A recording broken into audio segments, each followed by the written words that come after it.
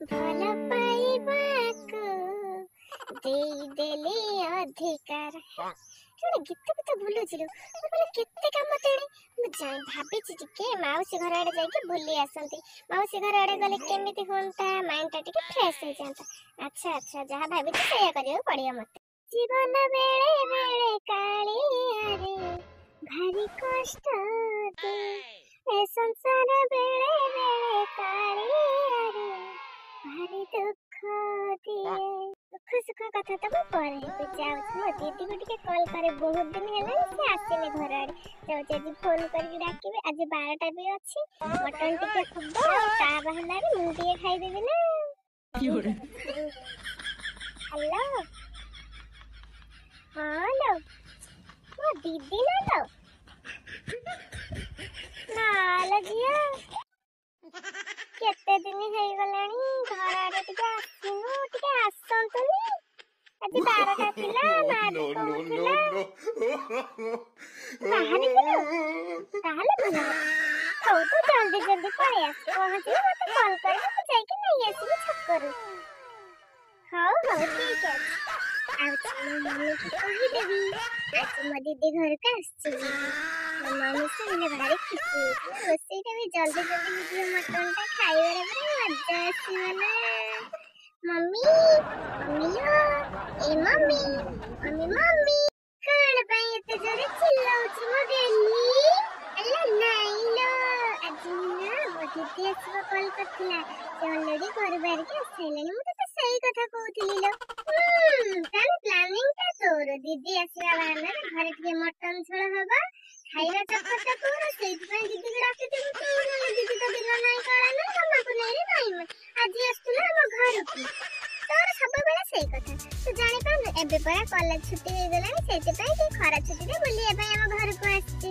ସବୁ ଜଣା ଅଛି, ତୁ ପ୍ଲାନିଂ ଟା କଣ ମୁଁ ଭଲସେ ଜାଣିଛି। ହଉ ହଉ, ତ ଏତେ ରଙ୍ଗ ଦେଖାନି, ଏତେ ଦିନ ପରେ ଛୁଆଟା ତ ଆସିବ ବୋଲି କହିଲାଣି, ପରସ୍ପର ହେଇଥାନ୍ତା ଗୋଟେ କଥା। ଯାହା ହେଲେ ମୋ ଭଉଣୀର ଝିଅ ନା, ମୁଁ ଯାଏ ତୋ ବାପାଙ୍କୁ କହିବି ତା ପାଇଁ ଟିକେ ମଟନ ଯାଇକି ଆଣନ୍ତୁ, ମୁଁ ଟିକେ ରୋଷେଇ କରିଦେବି। ହେଲେ ଆଉ କଣ କରିବି ଯେ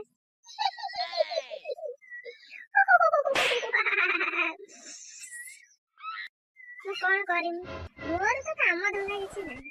ଦିନଟା ସାରା ବସିମି, ମୋ ବଡ ପୁଅ ମାନେ ମୋ ମୋବାଇଲରେ, ସେଟା ମୋର ବଡ ପୁଅ ଭଳିଆ କଥା ହୁଏ ନ ହୁଏ, ରିଲ୍ସ ଦେଖେ ନ ଦେଖେ, ମାସ ଶେଷକୁ 250 ଟଙ୍କା ରିଚାର୍ଜ କରିବା କଥା କରିବୁ। ଯାହା ହେଲେ ବଡ ପୁଅ ନା। ଆପଣ ମାନଙ୍କର ବି ସେଇ ପରିସ୍ଥିତି ହଉଥିବ ନା ମୋ ପରିକା। ହେଲେ ରୁହ ଲୋ ରୁହ, ମୁଁ ସବୁ କହିଲି ଲୋ, ମୋ ପରିଚୟଟା ମୁଁ ଏଯାଏଁ ଦେଇଥିଲି। ମୁଁ କିଏ କହିଲେ? ଏଇ ଘରର, ଏଇ ଘର କେହି ନୁହେଁ କିଏ କଣ, ଏମିତି ଖାଲି ଆସେ ତମ ପିଣ୍ଡା କରି ଟିକେ ବସେ, ଟିକେ ଗପସପ ହୁଏ, ଘର ଭଙ୍ଗା କଥା ଦି ପଦ କହେ, ଦେଇକି ପଳାଏ। ନହେଲେ ଏ ଘରର ମୁଁ କେହି ନୁହେଁ। ଚାଲ ଆସିଛି ଯେତେବେଳେ ମୋ ରୋଲଟା ବି ଟିକେ ଦେଖିଦବ ନା ନାଇଁ, କେମିତି ଘରଟା ଭାଙ୍ଗୁଛି। ଏବେ ହେଲା ଗୋଟେ କଥା, ଚାଲ ମୋ ସହିତ ତାଙ୍କ ଘରେ ମୁଁ କେମିତି କଳିଟା ଲଗେଇ ଦଉଛି ଦେଖିବ। ଏମିତି ବାସନା ହଉଛି, ଆଜି ତମର କଣ ହଉଛି କିଲୋ? ତମ ଘରକୁ ଆଜି କିଏ କୁଣିଆ ଭଳିଆ ଆସିବାର ଅଛନ୍ତି କି? ଏତେ ସୁନ୍ଦରିଆ ବାସ୍ନା ଖାଲି ମୁହଁ କରି ଦଉଛି, ଦାଣ୍ଡ ଘାଟରେ ଯାଇ ହଉନି। ନାଲୋ ନାନୀ, କଥା କଣ କି ମୋ ଭଉଣୀ ଝିଅଟା 7 ବର୍ଷ ପରେ ବାହାରିଛି ଆମ ଘରକୁ ଆସିବ ବୋଲି, ସେଇଥିପାଇଁ ତ ଦିଅରୁ କହିଥିଲି କି ମଟନ ଆଣିଛନ୍ତି, ଏତେ ଦିନ ପରେ ଛୁଆଟା ଆସିବ ନା, ତା ପାଇଁ ଟିକେ ମଟନ ଝୋଳ କରିବି ବୋଲି। ଲୋ ଦିନେ ନାହିଁ କାଳେ ନାହିଁ, ଗମ୍ଭୀର ପନିରେ ମାଇଁ ମାଇଁ। ତୁ ତ ଏ ଗାଁକୁ ଆସିଲା ଦିନରୁ ମୁଁ ଦେଖିଲି ତୋର କୋଉ ଭଉଣୀ ଭିଣେଇ ଅଛନ୍ତି ବୋଲି, ତୋ ଘରକୁ ଆସୁଛନ୍ତି। ଆଜି ତୋର କୋଉଠୁ ଆଇଲା ଗୋଟେ ଭଉଣୀ ଝିଅ ଆସୁଛି, ତା ପାଇଁ ପୁଣି ମଟନ କରୁଛି। କାଇଁ ତ ଭଣଜା ଭାଣିଜା ଆଇଲା ବେଳକୁ ମଟନ କରୁନୁ? ଏମିତି ଭଉଣୀ ଝିଅ ପ୍ରତି ପ୍ରେମ ଉଛୁଳି ପଡୁଛି, ଦିନେ ନାହିଁ କାଳେ ନାହିଁ। ଏବେ ମୁଁ ତାକୁ ଦେଖିନି ତ ଘର ଦୁଆରେ। ଆଜି ଆଲୋ ନାଲୋ, ମୋ ଶାଶୁ ପାଇଁ ସେମାନେ ଏଠିକି ଆସନ୍ତି ନାହିଁ। ତୁ ମୋ ଶାଶୁ କୋଉ ଲୋକ ଜାଣିନୁ ନା, ମୋର ଭଉଣୀ ଅଛି ନା, ମୋ ଭଉଣୀର ଝିଅ ଅଛି, ପୁଅ ଅଛି। ଏତେ ଦିନ ପରେ ଛୁଆଟା ବାହାରିଛି, ସେଇଥିପାଇଁ ମୁଁ ଟିକେ କରିଛି। ତୁ ଘର ଭଙ୍ଗା କଥା ଗୁଡା କଣ କହୁଛୁ କିଲୋ ନାନୀ?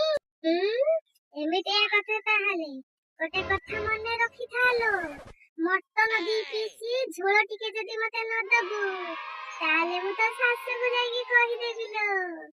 ତୋ ନାତି ନାତୁଣୀ ଆଇଲା ବେଳକୁ ପାଣି ମୁଣ୍ଡେ ଦବନି। ତା ଝିଆରୀ ଆସୁଛି ବୋଲି ମଟନ ଆଣିକି ଝୋଳ କରିକି ଦଉଛି। ଜାଣିଥିବୁ ତ ମୁଁ କଣ କରିପାରେ, ସେଇଥିପାଇଁ କହୁଛି। ମଟନ ଆଣିକି ତୁ ଝୋଳ ଟିକେ ମୋ ଘରୁ ପଠେଇ ଦବୁ ଅଧ ଘଣ୍ଟେ ଭିତରେ। ତା ନାନୀ ଦି ପିସ୍ ମଟନ କଣ 6 ପିସ୍ ମଟନ ମୋ ଘରକୁ ଆସନ୍ତେ ବଢା ହେଇଗଲା ନାନୀ। ମୁଁ ତ ଗୋଡ ତଳେ ପଡୁଛି, ତୁ ତ ହାତ ଯୋଡୁଛି, ତୁ ଏତିକି ଦୟା କର ମୋ ଉପରେ। ମୋ ଶାଶୁକୁ କିଛି ବି କହନି, ମୁଁ ତତେ ମଟନ ଝୋଳ ଟିକେ ଦେଇ ପଠେଇବି। ହେଲେ ତ ସାଙ୍ଗମାନେ ସାଙ୍ଗେ ସାଙ୍ଗେ ମୁଁ କେମିତି ଖାଇବା କରିଦେଲି ମାଗଣାରେ। 700 ଟଙ୍କା ମଟନ କେଜି ହେଲାଣି, 6 ପିସ୍ ମଟନ ଖାଇବି। ମୋ ଠାରେ ଟିକେ ଆଇଡିଆ ନଉନ, ଏମିତି କାଣ୍ଡ କରିବ ନା ତାହେଲେ ଯାଇକି ମୋ ଶାଶୁ